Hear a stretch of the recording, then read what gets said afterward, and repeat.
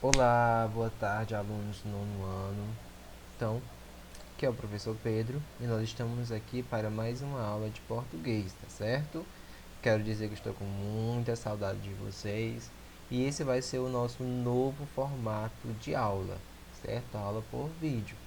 Então, antes de começar a aula, eu vou dar algumas dicas importantes para vocês.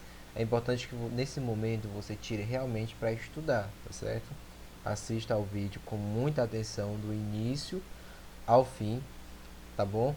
Pegue o seu livro de português, nós vamos utilizar ele. Pegue o seu caderno, tá bom? E seus materiais, caneta. Vocês sabem de tudo que a gente precisa para a aula de hoje, tá certo? Então, muita atenção, ok? Vou lançar toda a atividade aqui. Depois vocês vão me enviar no grupo do WhatsApp a foto provando que vocês realmente concluíram a atividade de hoje, tá bom? Então vamos lá para nossa aula, para o vídeo não ficar muito longo, vou ser bem prático, tá certo? Então vamos lá começar a nossa aula de português, tá bom? Mais uma vez seja bem-vindo à nossa aula e preste muita atenção, aproveite ao máximo, tá bom? Então vamos lá, também é importante que você esteja num ambiente bem silencioso, bem calmo. Se tiver fone de ouvido, utilize o fone de ouvido, tá certo? Para não perder nada da nossa aula de hoje. Então vamos lá, de forma bem prática, bem rápida.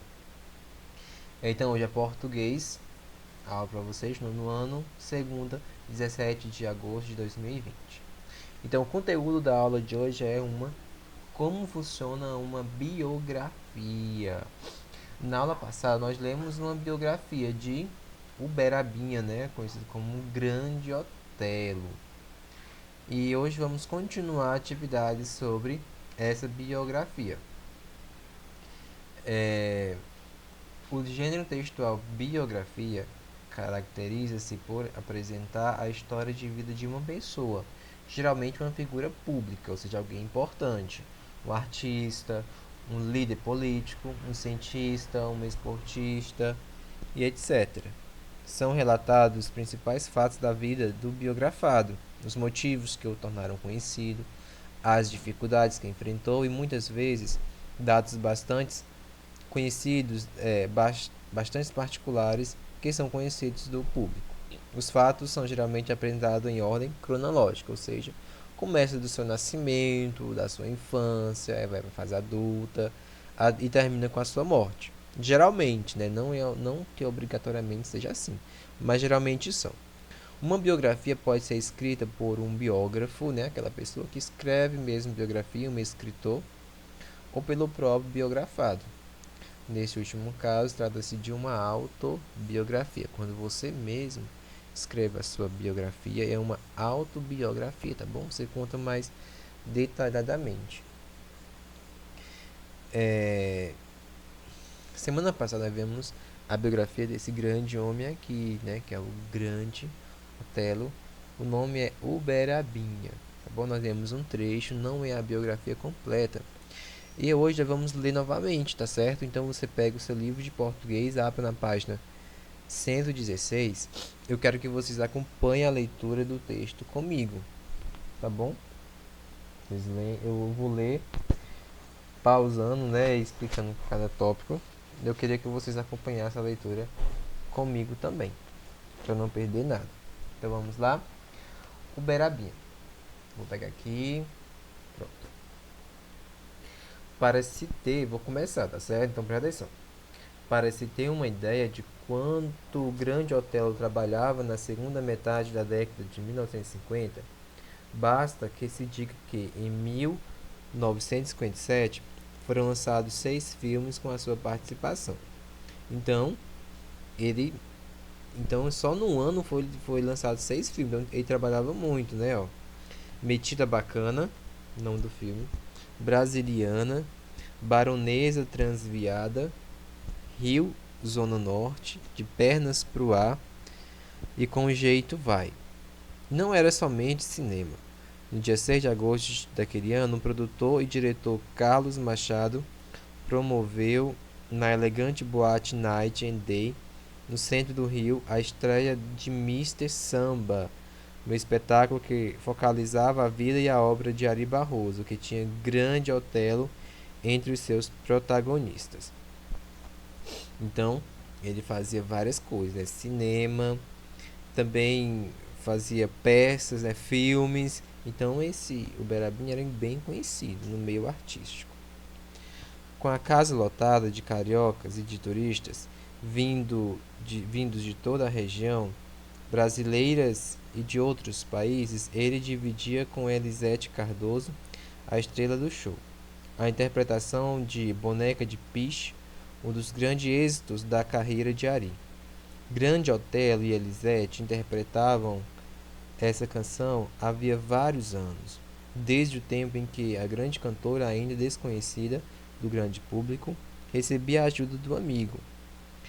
Ele conseguia apresentações em clubes, circos, onde enfim houvesse um dinheirinho para socorrê-la. Naquela fase de tanta dificuldade financeira, para cantar em dupla Boneca de Piche. Então podemos ver aqui que Ari Grande Otelo era grande amigo, né, e ajudava muito ali a Elisete, que também, como um amigo, tinha uma vida difícil, né, e ele cantava, apresentava em clubes, circos, né, tudo onde tivesse um dinheirinho ali para socorrer a amiga, tá certo? Então o nome do espetáculo, né, que ele cantava era Boneca de Piche, tá bom? Depois vocês pesquisem, tá certo? Esse número Boneca de Piche e assistam para ver, para conhecer realmente esse grande Otelo. Certa noite, o público percebeu que alguma coisa incomodava grande Otelo. Desaparecera o brilho de seu rosto e a alegria de sempre. Ao cantar os versos Boneca de Piche, da cor de azeviche, calou a boca, começou a vomitar em pleno palco e correu para os bastidores. O médico que assistia ao show levantou-se assustado e correu para o camarim. Depois de aplicar uma injeção de coramina, ensopou um algodão com amônia e levou ao nariz do paciente, que protestava com veemência. Poucos minutos depois, com um brilho do rosto de volta, o artista manifestou a intenção de continuar o trabalho. Então, aqui vemos quem escreveu a biografia, né, que aqui não é uma autobiografia, tá certo? Foi um biógrafo que escreveu. Ele relatou esse fato ocorrido no show, né, de Grande Otelo, que ele estava ali apresentando e ele começou a vomitar do nada, né, a passar mal, e teve ali um médico que foi socorrê-lo, mas Grande Otelo estava mesmo interessado em voltar para o palco. Vou voltar para o palco. Não faça isso. Vamos saber o que você tem, advertiu o médico. Aqui nós vemos um discurso direto, né, em que ele coloca as falas dos personagens. Né? Otelo não levou a discussão adiante. Esperou apenas que Elisete Cardoso encerrasse a interpretação de Do Rancho Fundo para voltar ao palco e dar continuidade ao número exatamente na parte interrompida. Boneca de Piche, da cor do azeviche. Elisete sorriu feliz e não escondeu a emoção enquanto o público aplaudia cada verso do delicioso samba de Ari Barroso. Terminado o show, o médico voltou ao camarim e os dois saíram pela noite carioca. Divertiram-se muito, lembrando de casos que ambos viveram ou testemunharam na primeira infância em São Pedro de Uberabinha, a cidade onde nasceram, situada a 863 metros acima do nível do mar, no nordeste do Triângulo Mineiro. Em 1929, a cidade mudaria o nome para Uberlândia, por sugestão de um dos seus filhos ilustres, João de Deus Faria. O médico, chamado Josias de Freitas, era um menino de 2 anos quando Otelo, filho da cozinheira da sua casa, Maria Abadia de Souza, nasceu. Então aqui vemos, né, só um pouquinho da história. Esse médico que socorreu ele nasceu na cidade em que ele nascera, né? Então eles nasceram na mesma cidade. E aqui fala que a mãe, né, do grande Otelo, ele era cozinheira da casa do médico, né? E quando o médico nasceu, ele tinha 2 anos de idade, né? Então ele era muito novo. Em 1957, Josias vivia no Rio, onde abriu consultório e ganhou muito prestígio como cirurgião. Mais tarde, viria a assumir a direção geral do Hospital Grafenegger, que transformou na maior trincheira do país na luta contra a AIDS. Então ele teve um grande sucesso, esse médico, né, no meio da medicina, né? Foi até direção geral do hospital, né, do grande hospital aí, bem conhecido. Então aqui vemos a participação de uma pessoa dentro da, da biografia do Grande Otelo, né? Por ter apenas 2 anos quando o Grande Otelo nasceu, Josias não se lembrava da data exata do nascimento do amigo. Nada demais, pois o próprio Otelo também ignorava. E por isso acabou inventando o dia e o mês 18 de outubro, segundo justificava, seria os mesmos de seu batizado. Já o ano 1915 inventara mesmo, é que ele nunca recorrera à única fonte possível para conhecer toda a verdade, já que na época, principalmente numa cidade do interior, quase sempre os filhos do povo deixavam de ser registrados nos cartórios oficiais. Então nem Grande Otelo sabia o próprio dia em que ele nasceu, que nós temos segundo o artista. Então ele nasceu em 1915, mas podia não ser 1915. Se ele tivesse o cuidado de recorrer ao arquivo da paróquia Nossa Senhora do Carmo, em Uberlândia, veria no livro 11, de 150 folhas, com a relação de todos os batizados que deveriam ser realizados entre 1º de janeiro de 1915 e 19 de outubro de 1917, o dia certo em que veio ao mundo. Então o biógrafo, né, ele recorreu ao documento do seu batizado, né, que foi na paróquia. Deixa eu ver aqui o nome da paróquia novamente. Paróquia Nossa Senhora do Carmo, né? Lá tinha a data exata do nascimento dele. Talvez por sobrar folhas em branco, o livro foi até janeiro de 1918. Na página 100... 1918. Na página 108, o registro número 42 dá conta de um batizado realizado pelo vigário da paróquia, cônego Pedro Pesudo, com os seguintes dizeres: a 21 de janeiro de 1918, batizei o inocente Sebastião, nascido a 18 de outubro do ano passado. Então, se ele foi batizado em 1918, nasceu a 18 de outubro do ano passado, então ele nasceu em 18 de outubro de 1917. Então esse é o verdadeiro data de nascimento do Grande Otelo. Filho legítimo de Francisco Bernardo da Costa e de Maria Abadia. Padrinhos: Marcelino Felipe de Campos e Maria de Pina, né? Portanto, a versão do futuro ator sobre o seu nascimento estava correta, pelo menos em relação ao dia e ao mês, embora não tivesse nada com a data do batizado, que foi dia 21 de janeiro. Ele só errou no ano em que nasceu. Na verdade, era 2 anos mais novo, né? Então, ele diz que nasceu em 1915, ele realmente nasceu em 1917, 2 anos mais novo. Pois, segundo o registro da igreja, nasceu em 1917 e não em 1915, como dizia. Então, esse é um pequeno texto, né? Trecho da biografia de Uberabinha. E através desse trecho que nós vamos responder agora, pega o seu caderno, o seu livro. Eu vou aqui dar uma explicação e depois vocês copiam bem direitinho e respondem as atividades da página 119. Não precisa copiar as perguntas, tá bom? Só copia as respostas, certo?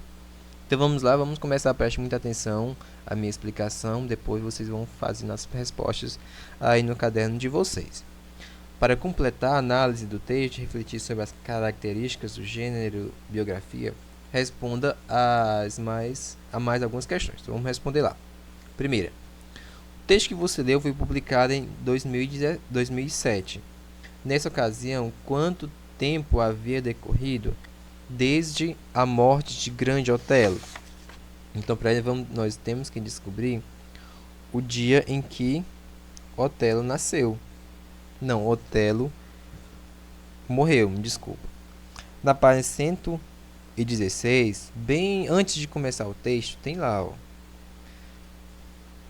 Leia o primeiro capítulo de um biografato do artista que ficou conhecido como Grande Otelo. Antes do texto tem.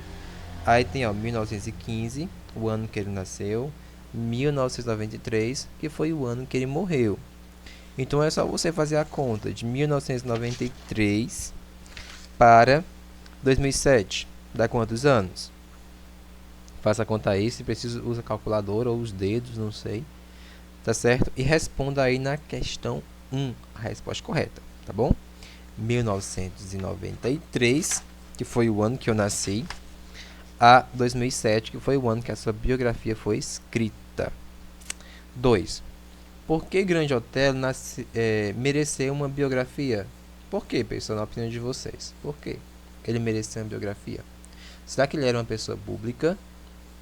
Sim, né? O Grande Otelo foi um grande artista, muito conhecido no cinema nacional, né?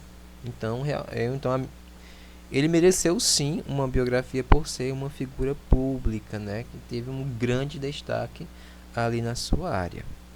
3. Que tipo de leitor teria interesse em ler a biografia de Grande Otelo? Por quê? Cada biografia tem um tipo de leitor específico.